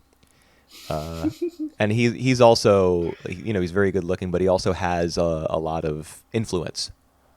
So she is probably able to travel around, in different In his waters bed. more effectively if she has his blessing. Yep. So yeah, I mean, we're talking a lot about them, but that's because they're so awesome. And then they do get blown to smithereens by that huge cannon shell. But honestly, I loved that scene because it was really like effective at selling the destruction that resulted from that cannon blast. Like it didn't just set off the cannon and then it was like, oh well, that's a shame. Move on to the next scene real quick after a mushroom cloud. Like it was just brutal. Like the carnage was, it lingered. It lingered on the shot of the ship getting torn up, and the animation as like the wood was like crumpling in on itself. Ooh, Yep. I agree with you that this scene, like left a big impact. Like it you can really feel the impact. yeah. I mean, it was beautiful looking, What but it's I sad that those characters are out of the picture at least for a while. Yeah, that's right. And yeah, I would love to spend more time on that. But actually, like now that I think of that, I think that the female pirates team gonna team up with our team in order to destroy that guy. Possibly, yeah. Yep. Because I I mean, think. the redheaded female pirate captain, whatever her name is, she's got a really sexy character design. Yep. Sees. That's like part of her character, like the way she was conceived, I think, is like she's very sensual. But she's got a huge grudge against this guy. So if she survived, yes, I can see her allying herself with the ninjas, the main characters who we haven't talked about very much. Yep. All right. So I talk one more thing before we get into the main team. The reason that I don't really like the last two episodes 7 and 8 is that as an adventure shows, like before that we get them into like some of the town, we get them like into under the cave and stuff that look gorgeous. Like I really love the way that the show expand the settings. Episode 7 and 8 doesn't really do that. They focus more on the sea, which is I think still alright, but it's It's more a show about pirates.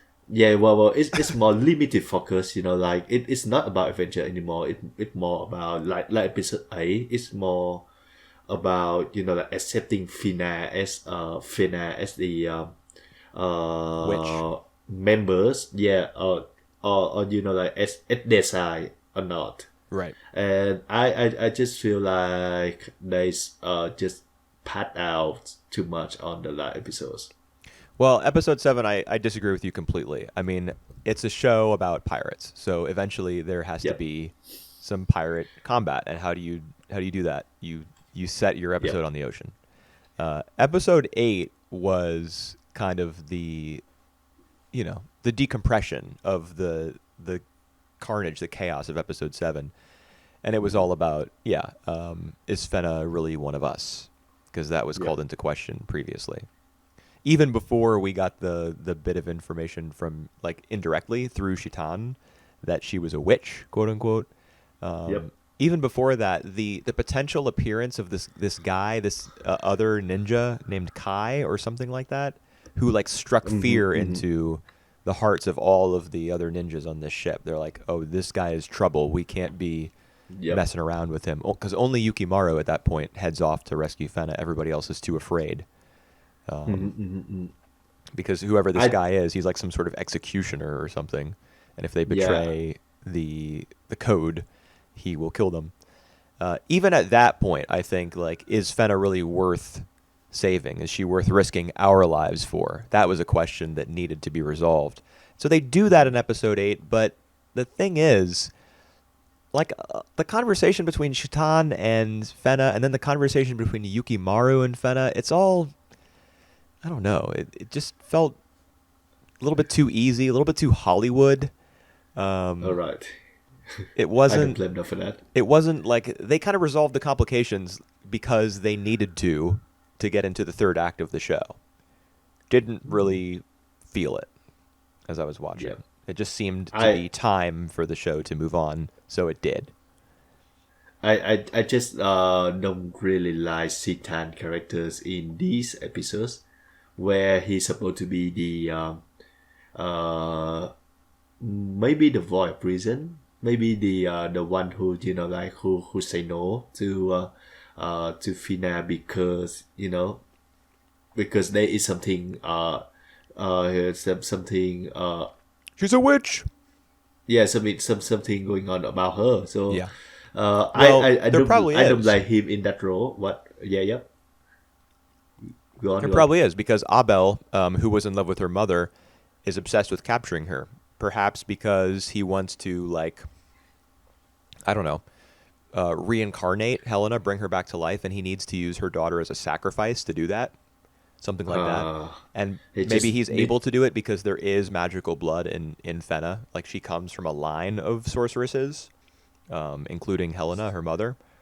So So she perhaps she witch. actually does have some powers of persuasion that she's not in control of. And that's the reason why all the pirates warm up to her so quickly. I mean, that could very well be. Yep. So, and Uh, that complication in itself is interesting to think about, but the show kind of is like, oh yes, we are friends, and there's romantic tension between us. So let's just cut this off. We're going to carry it on. Let's go to the third act, and we're going to go to Eden or Eden. yeah. Yeah, yeah. So, what I love about this cast is that like each of them have their own, like the way they was animating was really good. Like each of them have their own mannerism, their own, like their own figures. Like if you see them far away, you can tell you can tell apart which character from the others. Yeah, that's true. They look great as well. Like the character Karin, She's the girl with the Fena. crooked bangs. Yeah, like Karen. all the girls look really great. Like they really photographic. Like I can look at them all the time, every time. Um, Yeah, y- character designs. it These kinds of character designs kind of remind me of the 2000s a little bit. yeah, but it doesn't really feel outdated either. Yeah, well, yeah, the fidelity of this anime is, I mean, certainly animated in like mastered in 1080p. Not all anime Yep. is, but this definitely is. I mean, the environments look great. The characters so well placed within them. Line work is just so crisp, even during moments of like high octane action. The fight scenes, there's like very little slippage of the character Yep. models. It's really, really good. I mean, this is a production IG show, if I'm remembering correctly, and production IG has been splintered into a whole bunch of companies over its history. Like Studio Wit came from production IG, and now Studio Kafka is spinning off from Wit. So the talent pool at IG has been like moving to other places for Yep. decades, but they still got it.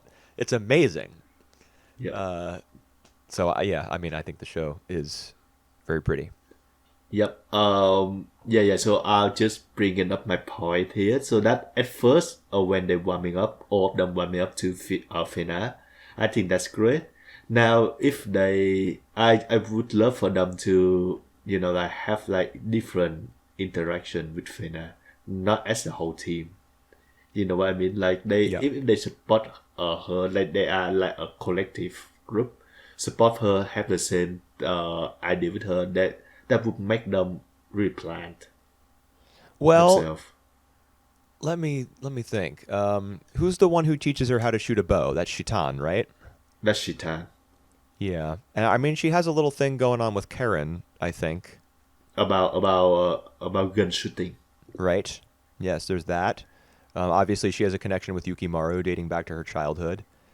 Yep. The twins are The kind of just like twins. comic relief, so that's kind of out. No, no. I actually think that the twin and Fina have like a really good chemistry together because they are both like just kind of wander off. They do have similar personalities a little bit. Yep. So they always they are the one who tend to get distracted by by stupid things, Right. and they just wander off by themselves. So I think that's good. Um, Has she the really talked at all with the big guy, the heavy, who's like really soft spoken? sometimes what does he do? Like he make the arrows and stuff. Right. There was that he was kind of like the countering voice when Shitan brought up his argument in episode 8 that they couldn't trust Fena, and that they were like off course, that they weren't on mission anymore. He made the argument that like I forget what the metaphor was exactly, but he makes arrows that no one else can use except Shitan can because of his prodigious skill. So like as a result of that, they're like made for each other. There's like a bond there. There's teamwork there, and they have to extend that to Fena as well. It's something along those Yep. lines. But I mean, he doesn't do. He's fat, so Yep. anime really doesn't like fat people. That How many that fat is main characters can you think of? my love stories. Okay, The that's main one. the main characters. Uh, uh, all right. Let's drop it. I Jeez. mean, and it's not even he's not even fat. You know what I mean? And neither is the guy from Ore Monogatari. They're both like huge linebacker types who are all muscle. Yep. But just people who are big, like people who are not slim and beautiful. Japan just really would rather not see, I guess. Yep. So As the main characters. yeah, it's not All as though he right. has any hope of becoming significant or having like a real relationship with Fena, because she's small and cute, and he is really big and weird. That's cool. Anyway, I But think yeah. I think the show's good. I did think episode 8 was a pretty big step down, but it is an adventure show, so I think it's going to bounce back. We're going to go somewhere new, see some new sights. Hopefully, like I hope that the third the third part of the story gonna be good, gonna be as good as the first and second one. Yeah, I would love that. All right, let's move on to Kobayashi-san. I've been eating chocolate-covered raisins this whole time. I just That's put all them away. right. I had the banana with me as well, All right. ready to be eaten anytime now. All right. Kobayashi-san, which episodes are these? Is it 7 to 12? I think it's 7 to 12. Okay. So I've been blogging this sporadically, so I don't have notes in front of me, except on the last two episodes, which I just watched. Right. Um, I don't I know. I mean, I think the show's good. I think it's good for the same reasons that I brought up last time, and the same positives that I noted back when it first aired in 2017. It's a show about a bunch of weird misfits who form a little family together, and sometimes it's weird and perverted, but looks All great, right. feels good to watch. I don't really know what to say I agree about with it. you on one thing is that the show is consistently be itself. Like what we said in the first half of the season still apply, Yeah. pretty much apply everything. And yeah, what we saw in 2018, I think, or 17. 2017 still applies. So it have it appeals, it know what it was, it pretty consistent. The only difference is you and I think I regard it as different levels, because I just think that this one is just like a middle of just a middle way for me. Okay. Yeah, I mean those were the same opinions we had last time. I was like, the show's great. Yep. You were like, it's all right. But It's I alright. did Yeah. just look back at one of my posts. How Yep. did you feel? I'm starting to remember now, like some of the events of these last six episodes. How did you Right. feel about the episode that was set in New York when Kana goes to Oh, New York? it's a really fresh change of pace. It's Yeah. it's it's it's my favorite episodes of the second half. I think of the whole season as well, Yeah. because that let can now go to like different settings, how she like how she function herself, how she make her logic like apply in all that not really musical, but that also really like really good to watch. Yes. Yeah. The scenery in this show is amazing. Like the most recent episode, episode 12, where they're at the Yep. summer festival, they're all wearing their yukatas and everything.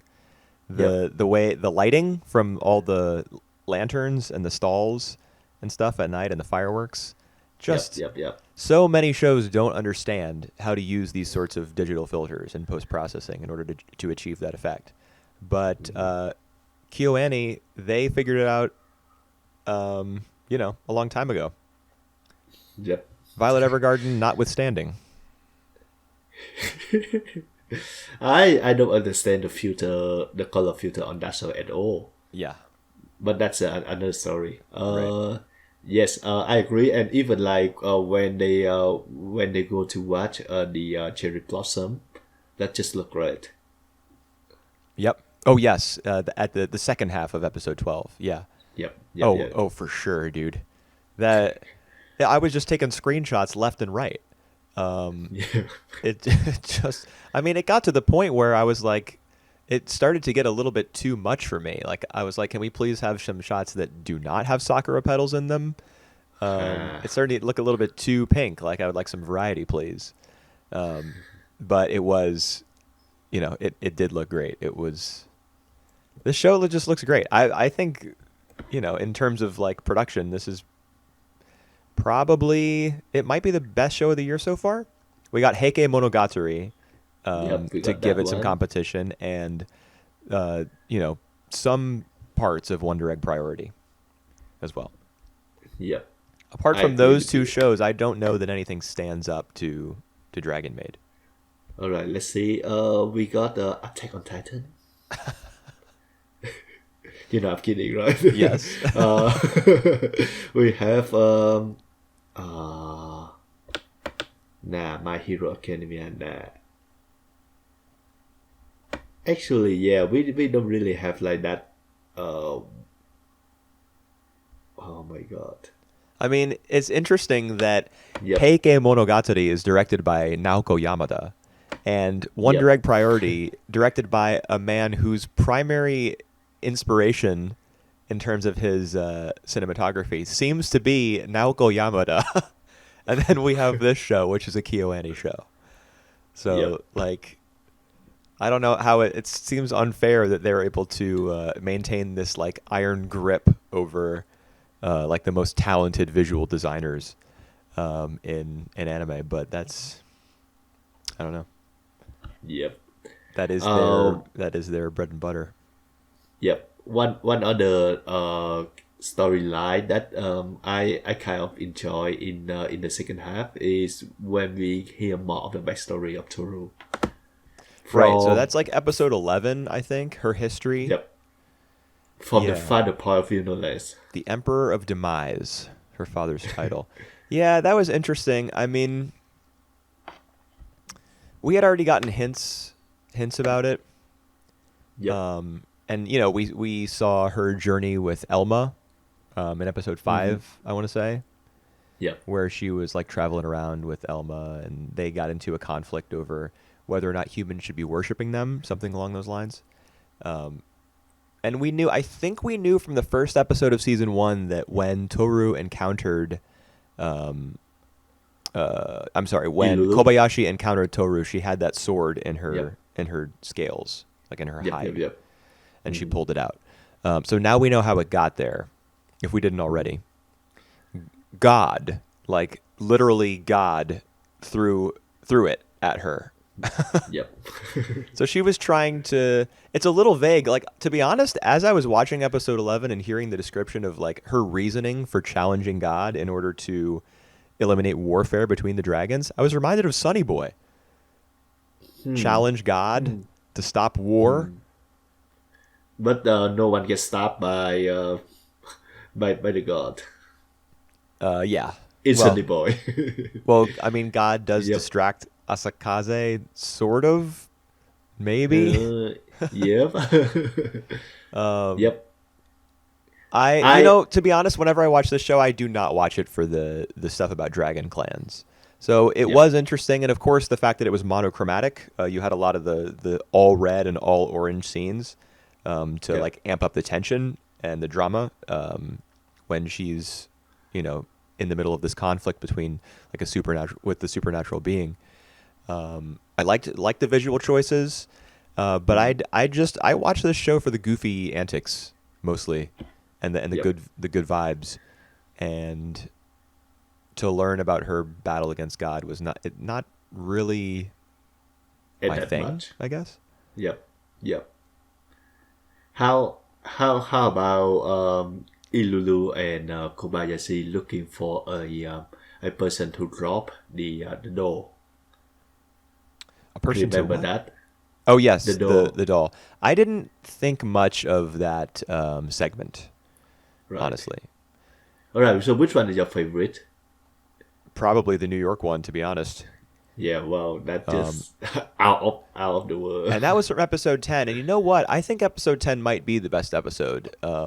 Even if you, well, obviously the New York one is the primary reason why it's so great. But even if you take that away, the second half of episode 10 also excellent. There is a chapter where Kobayashi and Kana both have a day off, like her from Kobayashi from work and Kana from school, and they kind of lounge around the apartment. Kobayashi, you know, makes some food, and then they go out and like Kana's making diagrams of all the manhole covers around town, and then there's like a little rain shower, and they kind of run for cover.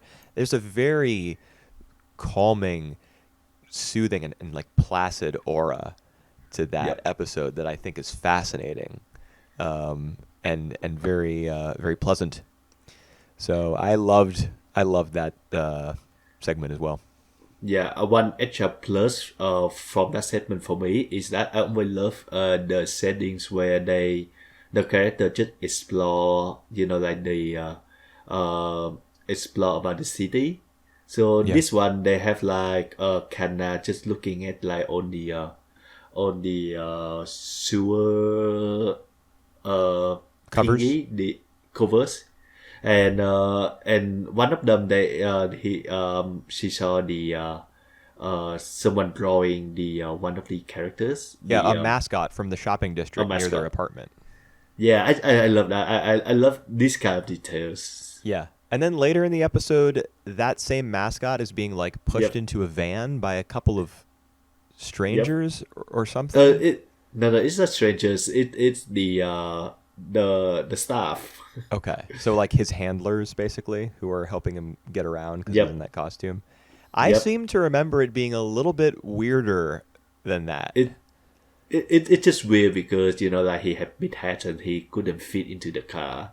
Okay, But yeah, I think it's just it's just for the simple reason that it's raining, so they have to take over, and they couldn't do that. They couldn't push him into the car because of his head. right. Yeah, that was fun. I really did like that chapter a lot. To be honest, I think it Yep. stacks up with the New York one pretty well. Like Yep. that's Yep. a strong anime episode right there. I just think that Kana is one of the best characters Oh, in the I mean, show. she's the secret weapon of the show. Absolutely. Yeah. So like an episode, like all about her that Yeah. have like two very different segments. One in New York, one in her in the hometown. Yeah, work the best. Yeah. Episode 9 was the Elma episode as well. That was another kind of spotlight one where everything was about her. And I Yeah. like Elma's character a lot. I like. Yeah. I think there are a lot of anime characters whose main personality trait is that they eat a lot, and a lot of the time that's not very. I don't find that to be that funny, but Yep. in Elma's case, I do for whatever reason. Probably because she's like super attractive and athletic, Uh, and she still eats all that food. I just love the I just enjoy the way that everyone pointed out like how glittery she is, and she just said like, yeah, but because the food was so good. It's like, Yeah. She doesn't that's the thing. She doesn't let anyone shame her for it. She doesn't feel judged by them. She's just like, "Well, yeah, obviously I love food. It's delicious." yeah. Alrighty, so shall we get into touch? Yeah. Yeah, let's do that. Man, I watched these episodes a long time ago, and my memory of them is hazy. I have my notes here, Yep. but these were some big episodes, at least a couple of them from my memory. Yep. I will refresh your memory for these 5 episodes. So they really ramp up on the romance this time. So first we got like Kachan, who hug Minami from behind. Mm-hmm. And I think that and afterwards he told Kachan about that. I What? remember he told he told Tachan about that. Yeah, he told Tatsuya about that. Yeah, that's it.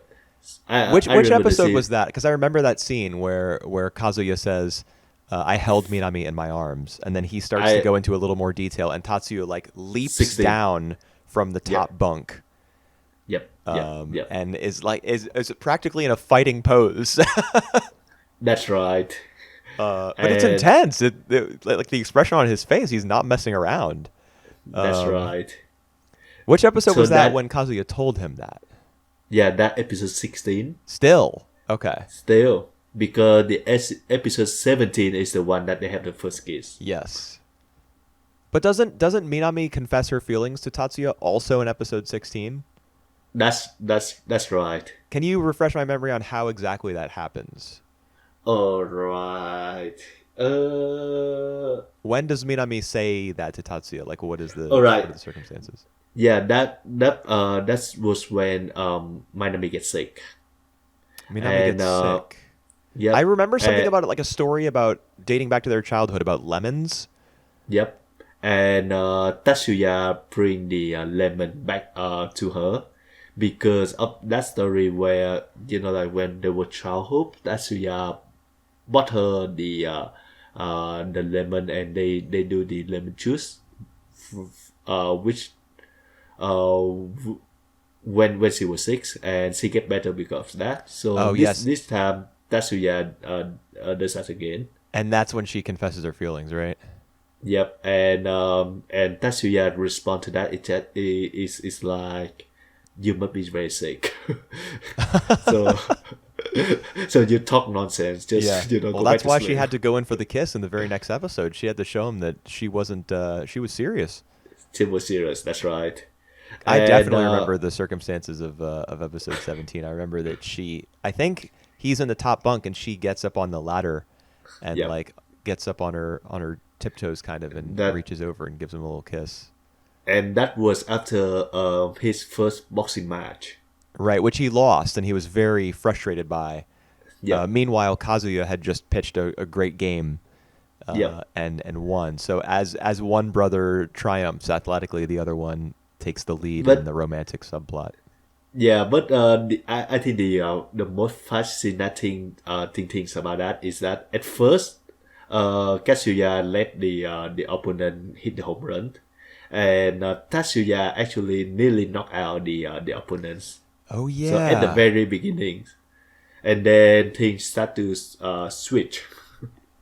Right. That's right. Yeah. I mean, Adachi likes to do that. Yeah, he loved to do that, and oh my god, he just a master of storytelling because take that one scene where the next day when Tatsuya come to school and he see his best mate, the name just escaped me, Kotaro? Harada, Oh, Harada, yeah, Harada, the boxing guy. the boxing guy, and Tatsuya confronted him about why Harada told Minami about the The fact that he match. lost. Yeah. So Tatsuya punched him, and he and Harada they said like this is some good punch. If you have that kind of punch yesterday, you should have won. And then he walked by and we hear him collapse. Right. And Tatsuya just turned back and said like, now you experience my punch, the gravity of my punch. And and it turned out that so Harada collapsed by someone, like someone yams. I don't know how to call that, uh, the thing where you knit Yarn. A ball of yarn. yarn. Yeah, the ball of yarn. He collapsed because of that. Yeah. It's just misdirection upon Yep. misdirection. Just I, like I, the I love that. Harada appendix thing from the early episodes. Yep. His Yep. appendix actually bursts after he lies about it for like years, probably. Yeah. I yeah, I just love all these kind of detail. But yeah, we're back into the romance things. Yeah. And so that was in episode 16 that they had the first kiss. In episode No, episode 17, 17 was the first kiss. oh sorry, 17 that they had the first kiss. Episode 18 is on about Tatsuya just feeling, like he doesn't eat at all Right. because of the kiss, and then he collapsed. And Right, but then then Minami when comes and sees him in the nurse's office. yep, and he told her to forget all about this because Yeah. like he's being considered for Katsuya feelings on that one. Yeah. In episode 19, let's see what happened in episode 19. I do remember. Oh I yeah, have a yeah, little note here about episode 19, something that I loved. Even though Tatsuya and Kazuya's like rivalry is heating up, yep, when Kachan is like sleeping in bed and Tatsuya comes in late at night, he fixes yep, his brother's covers.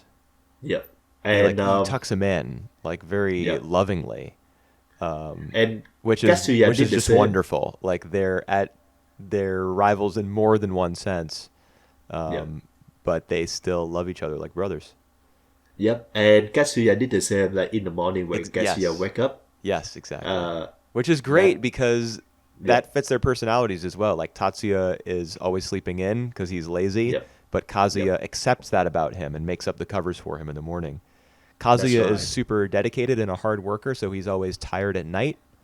And Yep, Tatsuya admires that about him, so he fixes his yep, covers at night after his brother's already fallen asleep. That is just beautiful. yep. And in episode 19 about the romance, Minami wanted Tatsuya to walk her from home to school at night. And I think that's where actually Tatsuya told her to forget the whole thing. Yeah, but she And says, no, I'm going to remember it forever. yep, because it's my first kiss, and it's you who I kiss, or like it's you that I can be myself. Yeah. Oh, That she said what something a about that, like, confidence booster, dude. To hear a girl yeah, say, "No, I'm never going to remember. I'm never going to forget my first kiss because it was with you." yeah. Well, the I the way she said that, it's just so full of confidence. But there was a guy who overheard that. A guy who overheard that. Who's that? Harada? Yep. No, no, it's not Harada. It's the catcher. Oh, I Kotaro. Oh, yes. And now he Right, knows go there. about. Yeah, Yep, now he knows Minami isn't in love with the baseball player, yep, yep, um, yep. but So he with the goofy loser of an older brother. Yeah. Yep. So he after that he tried to talk Kazuya out of like, just let's focus on that because of yourself, kind of stuff. Let's go to the uh to the stadium, whatever that name is. Uh The Koshien? the Goshen, sorry. Just go to just try your best to go to Goshen. Don't think about any of the romance right now. Right. And then in episodes 20, we Episode have 20 the is the one whole with the episode. new glove, the new baseball glove, right? Yep. Yep, that's the one that focus entirely on Kazuya and Tatsuya relationship. I love that episode a lot. And it's come to the point where they're playing, I think, poker at the end. And Tatsuya just pretend to lose, and Kazuya catch on that. Remember Okay, that? that That's it. I do not remember at all. All No. right, so the three of them sit together and they doing like some sort of poker, and Katsuya had like three of the kind. Yes, and Tatsuya has a winning hand and he folds. Yep, and he falls. But Katsuya, I think he catch on that, so he opened his card, Yeah. and then he see that he got the straight. So he challenged him in a serious game, and the prize is Minami. Right. Remember that now? I So, remember him saying that Minami is going to be the prize. I don't remember what yep. her response was. I assume it was All right. something like, "I'm not a prize." Yep. So they so Katsuya said like whoever win will get married to Minami in the future, and as they do that they like distribute the card. Minami just slap him and say that I'm not the prize. And Katsuya just say like, I'm glad because I wouldn't know what I do if I lose. Yeah. Damn. And yep, and then he left. So Tatsuya just say that he was being serious. Katsuya was serious. So Minami, when she returned to her room, she said like, I am serious as well, and she left. When she returned to her room. Yep, she said like, all right, so it now I'm return to her room, but she said like, I am serious. Her bedroom? I her bedroom, but And she I said think it what's like it? out loud to herself, I guess? No, to Tatsuya Why was that I am Tatsuya in her serious. bedroom? No. So they are in they are in the common room. Katsuya just returned to his room. Okay. And Minami So comes back to the playhouse or whatever it's called. yeah, Minami just said like, all right, so now I will go back to my room to sleep. But before she go back, she told Tatsuya that I am serious as well. So I think what she meant is she's serious about her feeling to Yeah. Tatsuya. Yeah. Dude, it sucks to be Kazuya, man, because he is obviously not very tactful in wagering Minami's hand in marriage. That's pretty Yeah. cringe, as the kids say. But he's out here making moves. He's given Minami a hug. Yep. He is trying to win her affect. He's doing his best to get to the Koshien because he knows that's like her heart's desire. Yeah. He is maintaining his affection for his brother, even though he feels Minami slipping away from him and towards Tachan. Yeah. He's trying to, you know, make her He, his bride by winning in poker. He's he's trying. He just keeps trying and he keeps failing because I Minami likes hopeless men. that is true. I just feel that like Kazuya had all the thing in the world except for the thing that he most wanted. That is Yeah, my Minami. yeah. That's That hard, yeah, man. that's hard. He's But suffering from success. he he doesn't know about the fact for now that Minami had a feeling for Tatsuya. I think he suspects already. I mean, even in the previous Well, batch of he 5 episodes, I think he already suspected it. Because I mean, he yeah, says, "I don't know what I would do if I lost." I mean, I think the yep, reason he yep. says that is not because the possibility of losing exists. I think he I says it because he understands that he is losing. Right. I think it's just some inferior complex come in that one, which for me is also fascinating because everyone see Tatsuya as a failure, as Yeah, a loser. Kazuya is the golden boy, but like you Yep. said, he doesn't have the one thing that he wants. Yep. And yeah, that come to me in episode 20 where like with all these love triangle heating up, it comes with her saying that like Tatsuya and Kazuya chemistry will be tense, but it is not. In Yeah, episode 20, Katsuya bought his younger brother a new pair of gloves, yeah. and when he saw that The he whole team got that new gloves. yeah he pretend like not it's sweet of him Yeah. actually. But then Kazuya finds out the truth and Yep. he takes the glove. Yeah, I love that moment. Yeah, it's good. I really like Whew. that Tatsuya is working part-time still at Yep. Southwind, the cafe. Yep. It's because he's such like a lazy jerk. It's great that he's the one with the part-time job. and Because then you get to and see him kind of being like petty about it, and you get a little bit of his sarcastic personality in there. yep. And he actually fit now. Like Yeah, he can do like all the boxing exercise without getting sore or hurt now. So yeah, he and then I think the fact that he now working part time in that store work in the plot as well, because he sometimes he wanted to come to that's Katsuya match, but now he couldn't because Minami father would like give him make him work on that day so that he can spook off to right. watch the match. Yeah, the adults are all like completely irresponsible, of course, because the kids. I mean, all the the high schoolers in these series of his are like kind of bearing the weight of the world on their shoulders. Yeah, the whole world. Uh, so that make me think that like the big event is gonna come soon. I would expect that Katsuya gonna play against his rival in the semis, so they get to the quarterfinal now. Uh,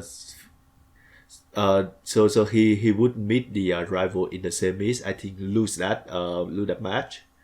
So that in the future there gonna be some rival who can compare between Tatsuya and Katsuya in the futures. Hmm. Okay, I can't make any comment on that. All right. I already know Uh, what's going to yeah. happen. I also feel that all the title in this show gonna is a bit spoilery. The title. What do you mean the title? Touch or the episode titles? The episode titles. Oh You know, yeah, the that was a thing episode. in the 80s Yeah. and dating back even farther, the 70s. Like the premise of the episode and its biggest like plot developments and events Yeah. would be contained in the title. And The dude, you're watching Legend of the Galactic Heroes right now. Do not watch the next episode previews. Yeah, I will. Have I you will. been skipping Yes. those? I've been skipping those. Yes. Okay, because they tell you up front when characters are going to die. So don't watch them. I'm glad I don't do that. Yeah. Wow. I would also recommend skipping them for Touch. That's I think the idea was that, like, you know, it was all about television viewership back then. So they would tell you what the huge the huge event was going to be in the next episode, so you would be excited to tune in, like be in front of your TV and watch it next week. Because there were no DVDs. I don't even know if VHSs existed in 1985. They probably did. I think that technology was around. It But certainly, like probably is. advertisers, the people who were paying for ad rolls during these television programs, they did not care about VHSs at all. All right. One quick questions. Before the VHS, what come before that? In terms of Home video, home video, right? Betamax, maybe. What is that? It's like VHS. Hold on, let me. Right. I'm Was too young for there that a shit. home video format before VHS? See what Google has to say. It was Betamax. 1975, the Betamax video recorder. Betamax. And VHS came out a year later. So as early as 1976, VHS was a thing. But yes, Betamax was it was very similar to VHS. It used magnetic tape the same way. Yep. They look kind of the same. Or alright, the Betamax is a bit smaller than the VHS. Okay, yeah. Alright, have you ever used the VHS before? I remember when I was Of course. a kid, Yeah. I used that a lot. Well, we're both in our 30s. I Yeah. would tape episodes of Pokemon on VHS Wow, right. and watch It- them over and over because I was very into Pokemon as a kid. It's funny when I talk to like some of the younger people now and they have no idea about what VHS is. They have no idea about what the compact disc is. Yeah. Oh my god. Yeah. And I the mean, cassettes. but everything that they use now is also going to be obsolete in 20 years. So Oh, their God. children won't know what an iPhone is. Blu-rays. Yeah. Oh god. Yep. Time marches onward. Yeah, true. So Except when you're yeah. watching Touch. That's just a big old nostalgia bomb. You are just in Alright. the 80s and you cannot escape. Alright, so Touch the anime, how would you do you prefer that over cross game? I don't think so. I'm not going to say. Right. Alright, we have to wait until next year then, or even the year after that when we finish Touch. Yeah. I mean, I will say that I marathoned like 85 episodes in the span of a week and a half, maybe. Jesus Christ. So that should tell you a little bit about how much I enjoyed it. But whether or not it's better than Cross Game, I will not say. We're gonna reserve that for the end. Yep. Cross Game is like one of our favorite anime ever, so I doubt it. I doubt it is gonna top that. But Well, I guess we'll find out. yep. Alright. We reached 2 hours for this one. Yeah, But I think I we will had some say really good discussion. these 5 episodes of Touch, I think, were the best 5 yet. Right. I think they aim too much for romance, which is, I kind of a bit iffy about that. But the 3 characters are really good that, it's worth caring about Yeah. for them. I mean, So, I yes. liked all the romance. I liked the fact that Touch is a 101 episode series, and yet the romantic developments are coming fast. Like Yep. they're not saving it for episode 50 or 60. Well, they should. They should because like of that one particular event. Otherwise, I think they're gonna spread out like in cross game. I do think that the romance will spread out around also like in the span of the whole series. Oh yeah, because Cole and Alba could not admit Yep, their feelings for one another. They were that's both right. suffering too much from grief, Yep, and they couldn't admit it to each other even. yep, Touch is a that's little right. different. No one is dead yet. It's true.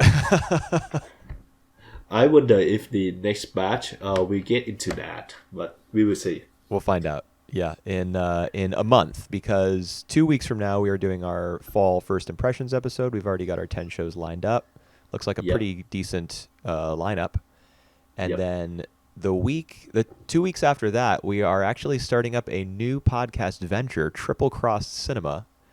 Hmm. And on the days when we discuss these live action films, which is what we're going to be doing over there on our second channel, we will also watch Touch because we need to get through this thing. That's right. That's right. Of course, we need to get to this thing. Yeah, but we also need to watch some real people and real movies. So we're going to do that as well. So if you're interested, that will be up in about a month. Yep, So stay tuned. yep.